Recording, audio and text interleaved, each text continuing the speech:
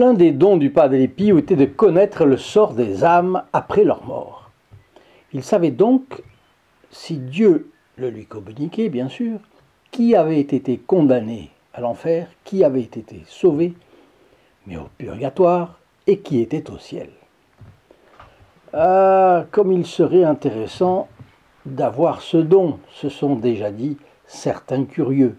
Mais en dépit de la joie de voir au ciel tel ou tel de ses proches, avez-vous pensé à la croix que ce serait la vision au purgatoire, ou pire en enfer, de ceux qu'on a connus?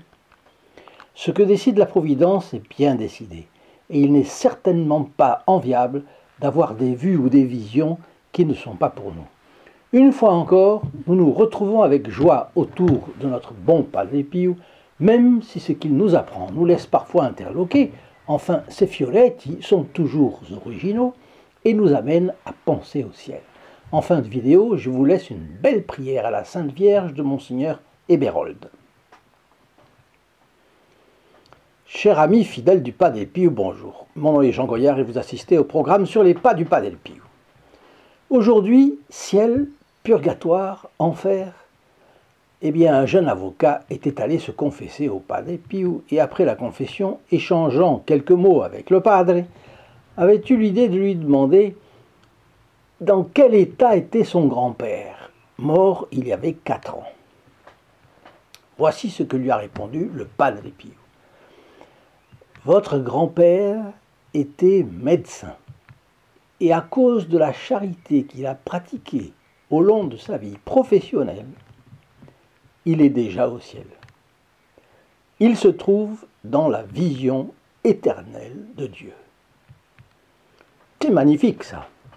C'est magnifique parce que on voit, j'ai connu des médecins comme ça, un en particulier qui a été un de nos donateurs et qui prenait l'occasion de ses contacts avec les patients pour faire de l'apostolat. Un petit mot, un petit ceci, un petit cela. Et quand il avait l'occasion, même il les aidait. Il lui est arrivé d'aider financièrement des personnes. Dans ce cas-là, l'histoire ne dit pas combien de temps il a pu rester au purgatoire. La phrase du Padre Pio est un petit peu ambiguë là-dessus, mais elle est cependant claire. À cause de la charité, mais non de la pratique de la perfection chrétienne.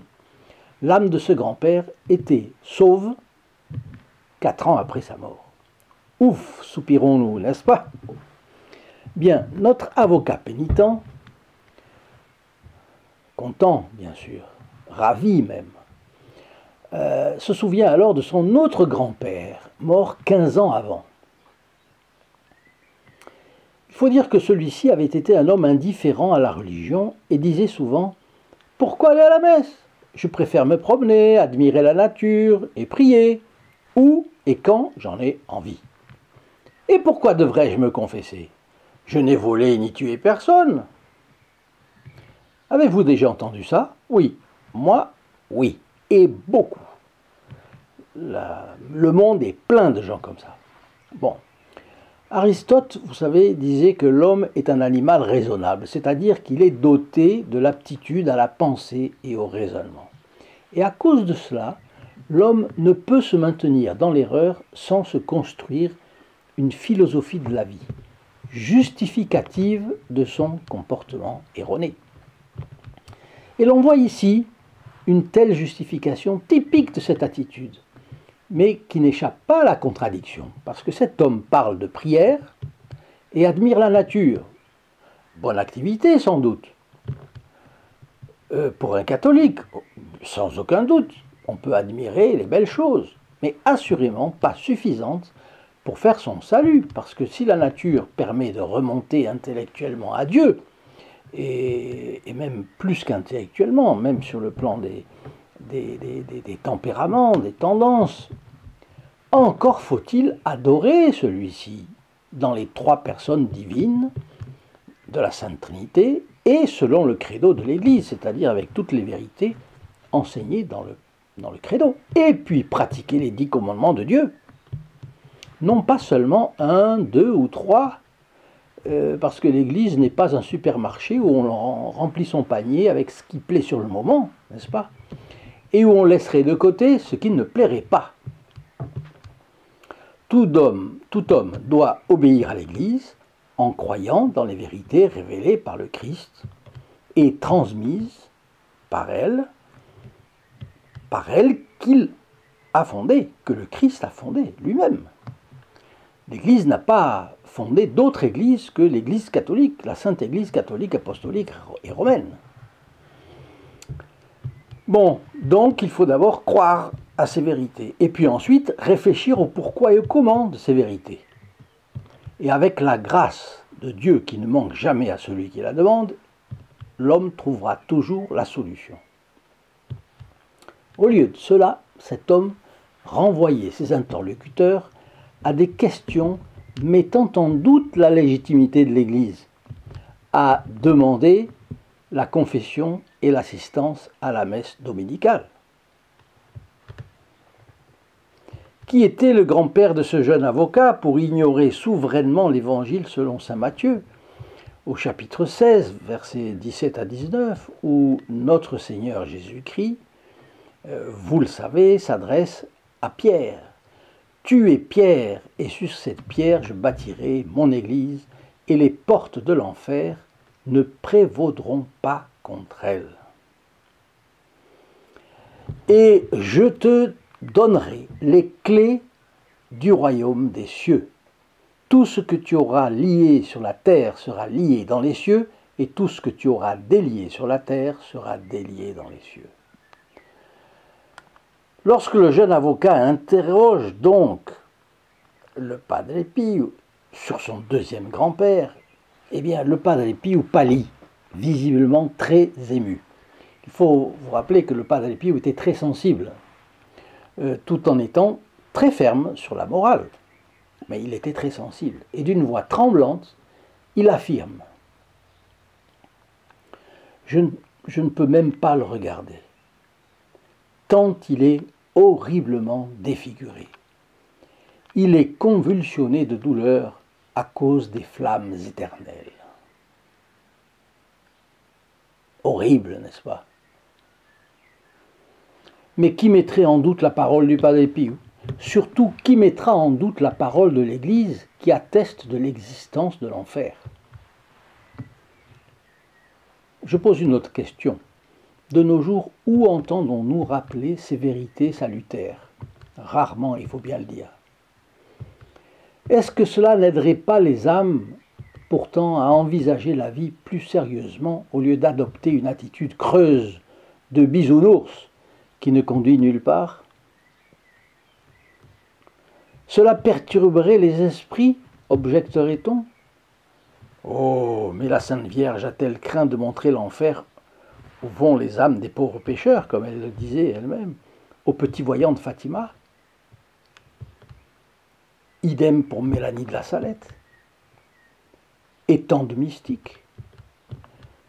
Ne vaut-il pas mieux être passagèrement perturbé aujourd'hui, où nous pouvons tranquillement penser à la miséricorde de la Sainte Vierge, pour nous tous, grâce à Dieu, nous tous ses enfants. Et puis, penser à nos bonnes résolutions aussi. On a le temps là maintenant. Plutôt que de paniquer au moment de la mort. Il n'est jamais bon de paniquer. Vous vous rappelez, le Padre Pio disait « jamais d'inquiétude, jamais d'angoisse, la confiance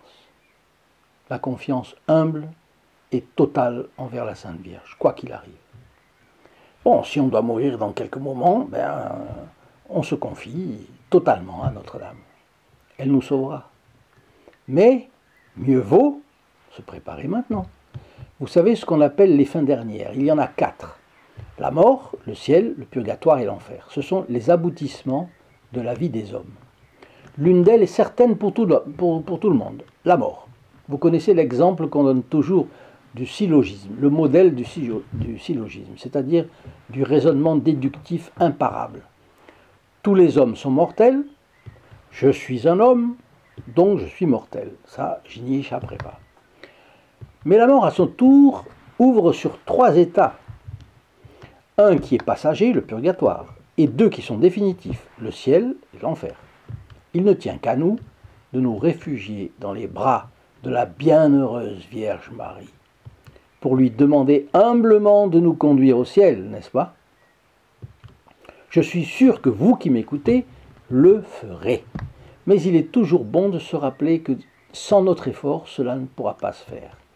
Dieu qui t'a créé sans toi ne te sauvera pas sans toi, disait saint Augustin. J'ai entendu même un jour un prêtre dire la phrase suivante qui complète bien celle de saint Augustin. Pense à tes fins dernières et tes fins dernières te sauveront. Bon, tout cela nous porte à l'effort. Mais sans l'émerveillement pour le bien, sans l'enthousiasme pour le paradis, ce serait ardu, voire rébarbatif, de ne considérer que ce côté de la réalité. C'est pourquoi les saints tâchaient toujours d'encourager leurs fidèles, leurs amis. Par exemple, connaissez-vous l'épître de saint Jacques, très encourageante. C'est au chapitre 5, verset 20. Saint Jacques dit la chose suivante. Sachez que celui qui ramène un pécheur de la voie où il s'égare, sauve une âme de la mort et couvrira une multitude de péchés. C'est-à-dire que l'apostolat que nous pouvons faire pour sauver les âmes couvrira une multitude de nos péchés. Et donc le Padre Pio, dans son œuvre au service du salut des âmes, et le Padre Pio s'impliquera à nous aider, je vous le garantis. Et s'il y a bien quelqu'un qui est très bien placé auprès de la Sainte Vierge pour intercéder en notre faveur, c'est bien lui. Je vous donne donc rendez-vous ici-bas, sur le lien, vous voyez dans cette description de vidéo, sur le lien st-padre-pio.fr, vous verrez tout l'éventail qui vous est proposé pour le faire. Partagez aussi ces vidéos, abonnez-vous, priez pour les bons résultats de cette chaîne. Tout est possible. Maintenant, je vous donne la prière à la Sainte Vierge pour demander une bonne mort. Elle est extraite du manuel de prière et d'exercice pieux qui s'appelle Adoremus, de Monseigneur Héberold, franciscain. Ô Marie, refuge des pécheurs, mère des mourants, ne nous abandonnez pas à l'heure de notre mort, mais obtenez-nous une douleur parfaite, une contrition sincère, la rémission de nos péchés, la digne réception du très saint viatique, force du sacrement de l'extrême onction, afin que nous puissions nous présenter en toute sécurité devant le trône du juge juste, mais aussi miséricordieux. Notre Dieu est rédempteur, ainsi soit-il. Ô Marie conçue sans péché, priez pour nous qui avons recours à vous. In nome del Padre, del Figliolo e dello Spirito Santo, e così sia. Sia lodato Gesù e Maria, e